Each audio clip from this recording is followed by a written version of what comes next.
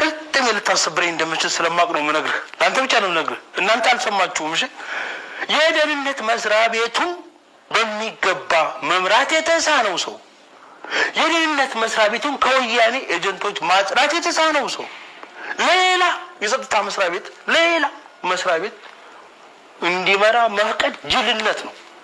አይሆንም። አሁን የማይችል ሰው መስራት ያቃተው ሰው አይችልም አልሰራም ብሎ ማስወገድ ነው እንዴ? ደህንነቱ ነው ዋጋ አስከፍሎ፣ ፌደራል ፖሊሱ ነው ዋጋ እያስከፈለ፣ ምናምን ፖሊሱ ነው ዋጋ እንዴ? እስከ መቼ እንቀጥላለን? አንድ ባለስልጣን ለማባበል ብለን ህዝብና ሀገርን አደጋ ላይ የምንጥልበት ምክንያት ምንድን ነው?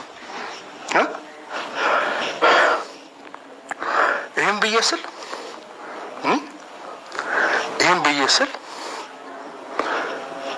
ሰሞኑን የተገደሉት 28 ፖሊሶች ከመገደላቸው በስተጀርባ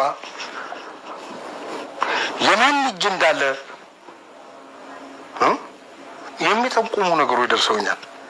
ያ መረጃ እስኪጣራ እጠብቃለሁ።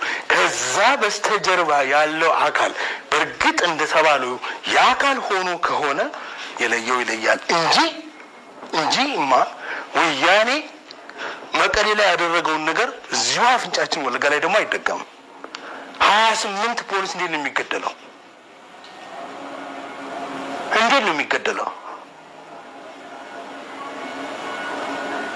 የኔ ወንድም ፖሊስና ብሎ የሚያስገድለው ማን እንደው ታውቃለህ? መልኬ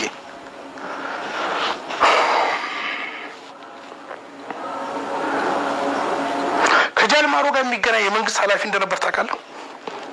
በስልክ አሁንም ምልህ የለውጡ አመራር ውስጥ ማለቴ ነው። ለውጡ መጣ ወዲህ የለውጡ አመራር ውስጥ ያንን እንደኔ አይነት ያወቁ ድንገት የነቁበት ሰዎችን ደግሞ እያሳደደ ሊገደል የሚያባርር ኃላፊ እንዳለ ታውቃለህ? እናውቃለን። ወይ ነፃ እንወጣለን ወይ ተያይዘን እናልቃለን እንጂ በእንደዚህ ያለው ሁኔታ አንቀጥልም። አሁን ወያኔ ወደቀ አይደል? አሁን ደግሞ የኦነግ ሸኔ ተወካይ አለ ከወያኔ ጋር ሲሞዳሞድ የነበረ በኃላፊነት ደረጃ ሱፍ ለብሶ ቁጭ ብሎ ሲያሸብር የነበራል። አሁን ደግሞ እሱ ኔትወርክ እየተገለጠ ሲመጣ አሁን ደግሞ ሌላ እንባላለን። ኦኬ ኤኒዌይስ